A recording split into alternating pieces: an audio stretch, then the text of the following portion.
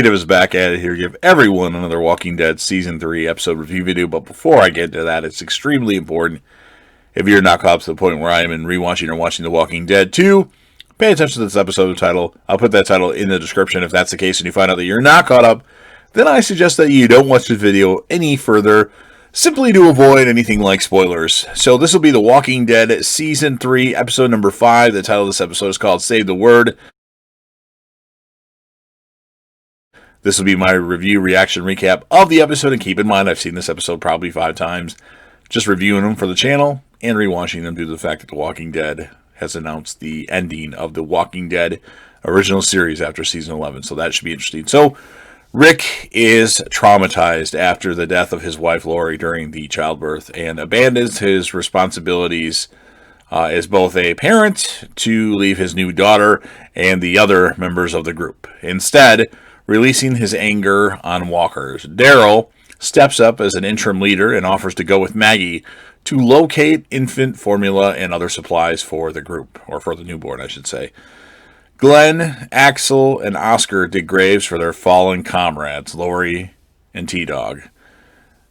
Glenn remains resentful towards the prisoners, Axel and Oscar, due to losing his friends as a result of their fellow prisoner Andrew's sabotage. Glenn then goes to look for Rick in the prison tunnels, who is still mindlessly killing walkers, and that's all he's doing. Glenn tries to convince Rick to return with him, but Rick throws Glenn against the wall, and Glenn, recognizing that Rick is in a dangerous headspace, decides to leave Rick alone.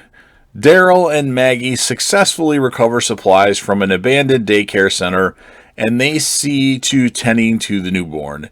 Daryl asks Carl what to name his sister, and Carl considers the name of those that they've already lost. Rick has found the boiler room where Lori died, finding a bloated walker inside with no trace at all of Lori's body. Where is Lori's body at? I just always talk about this, the fact that you never saw Lori's body and you never saw Carl shoot his mom, that they have a way to bring Lori back. They would have to explain a lot of things, like where the hell did she go? Who helped her? But it's there. Anyway, believing that the walker had eaten her entire corpse, Rick proceeds to execute it and stabs it multiple times and considers opening it up to look for Lori's corpse, but forgoes that.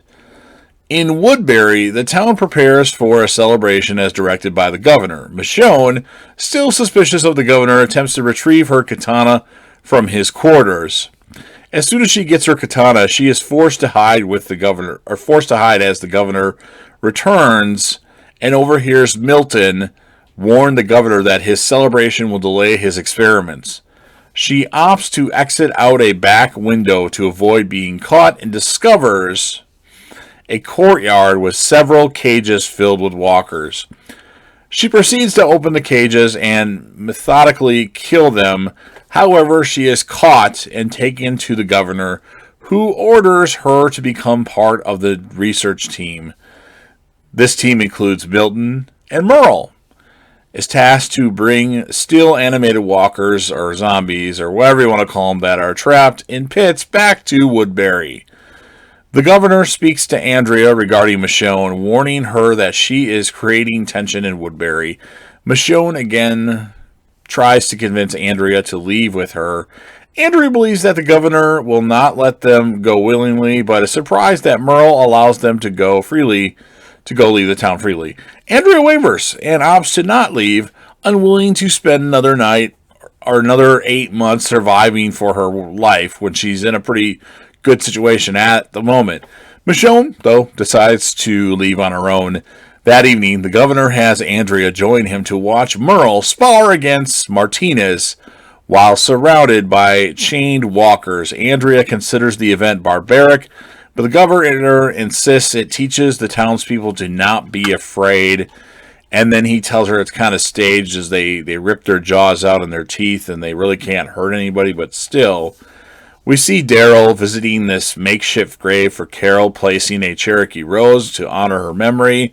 And then the episode ends with Rick sitting in the boiler room thinking to himself, and then a phone rings in the room suddenly, and Rick goes to answer it, and that's how the episode ends. So, pretty interesting things, although one of the more annoying episodes of The Walking Dead. I, for a couple years, thought that Lori would come back to The Walking Dead due to the fact that you never saw anything of her body. The walker ate her entire corpse.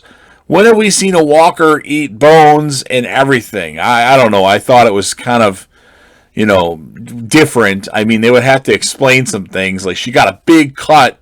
She got cut the fuck open by Maggie, but still, it's a TV show.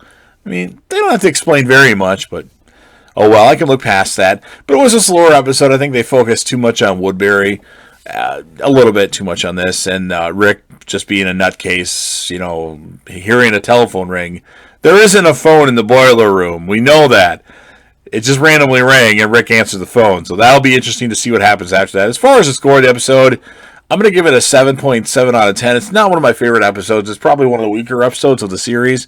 Not as bad as Still, though, but we'll have to watch that episode probably another couple weeks because that's coming up in season 4, and I'll have to see what I think of that one. But, I mean, again, 7.7 out of 10. Not too bad for, some TV shows give their best episode or their best effort, and it's only a 7-something out of 10. So, you've heard what I have to say. Now it's your turn. So, if you're a fan of The Walking Dead and you love this series and it essentially changed your life to a degree when it aired in 2010. Once you started watching it, it became must-watch television when there was a new episode on Sunday nights. Go ahead and smash that like button. If you know anybody else that you think would be interested in listening or watching these particular YouTube videos, go ahead and share the video with them. Let them know they can share it with others. Don't forget to leave me a comment about the episode if you can, your score of the episode, your favorite character of the episode, your favorite moment of the episode, whatever you can think of. That would be good if you could. And as far as my favorite character or character of the episode, I'm going to give it to Daryl because Daryl stepped up as a leader when Rick went cuckoo. So that's my thoughts. And of course, last but certainly not least, don't forget to hit that sub button, subscribe to the channel, join the team, show your support, and be a part of something special. And JDev will return.